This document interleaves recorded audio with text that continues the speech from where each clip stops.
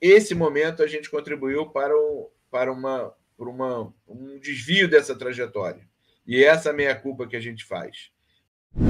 E só para dizer que a gente acho que é importante a gente aprender com os nossos acertos e com os nossos erros, né? A gente e ter a humildade e ao mesmo tempo a coragem de repensar e rever as posições que a gente teve, né? Então, o que eu disse é que o Identidade Vasco fez uma avaliação, fez um processo de reconhecimento de que de uma escolha, né, naquela eleição da Lagoa, que é legal. Não estou dizendo que a gente. Muita gente, tem algumas pessoas que chamam de golpe. Não foi golpe, foi dentro do processo legítimo eleitoral. Foi uma. Agora, isso foi uma ruptura que custou muito caro ao Vasco. E essa, essa consequência, que é o que eu digo, a gente tem que perseguir dioturnamente, perseguir intensamente que o Vasco produza uma eleição legítima. Esse momento a gente contribuiu para um desvio dessa trajetória. E essa meia-culpa que a gente faz. A gente apostou de que, para o Vasco, para aquele momento, para aquela situação que a gente viveu, aí tem os bastidores que eu acho que não cabe aqui dizer, ficar falando de A, de B, de fulano, de cicrano, de Júlio Brandt, de Campelo. São os personagens, a história ou vai lembrar ou vai esquecer. Mas o fato é que nós, como grupo político, a gente reconhece que aquela medida não contribuiu para um processo de fortalecimento da democracia vascaína.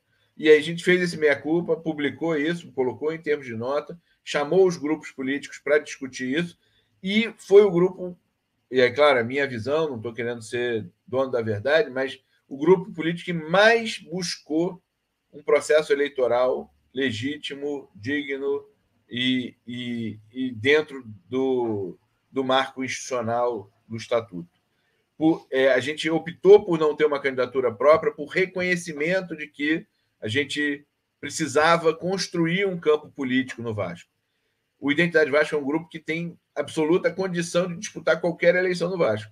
Nós deliberadamente optamos por uma candidatura fora do nosso grupo político, como reconhecimento de que era preciso construir legitimidade eleitoral, não para a Identidade Vasco, mas para o Vasco, para a institucionalidade.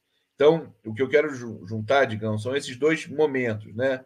É o reconhecimento de um erro político, estratégico, que prejudicou o Vasco, e, ao mesmo tempo, a atitude correta, corajosa, decente, respeitosa de dizer: vamos passar essa vez, porque não é a nossa vez. A gente fez uma aposta, precisa corrigir o rumo, e tem corrigido o rumo desde então, né? Então, eu quero, com muita clareza, dizer isso, com muita franqueza, honestidade e vascainidade, dizendo que a gente constrói a partir de acertos e de erros. E a eleição do Campelo foi um erro.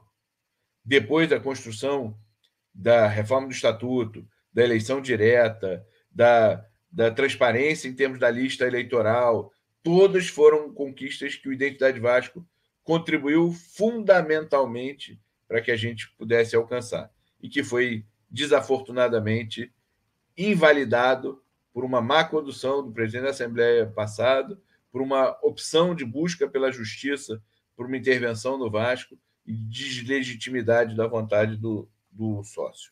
Então, eu acho que a história nos ensina. Cabe a gente querer aprender ou repetir os erros. Errar de novo a gente não erra. A gente pode errar uma vez, mas a gente depois vai em busca do acerto, e eu acho que é isso que o Identidade Vasco fez.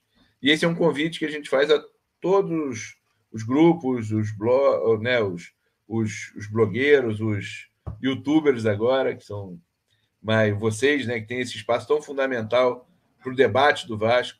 Eu queria convidar para a gente ter esse foco. Vamos construir legitimidade no processo eleitoral do Vasco. A começar, que é um tema também que eu convido a gente a falar um pouco, de uma Assembleia Geral do Vasco, como uma medida de retomada da autonomia, retomada da vontade do sócio, retomada da história do Vasco, superando esse ano trágico que 2021 nos brindou.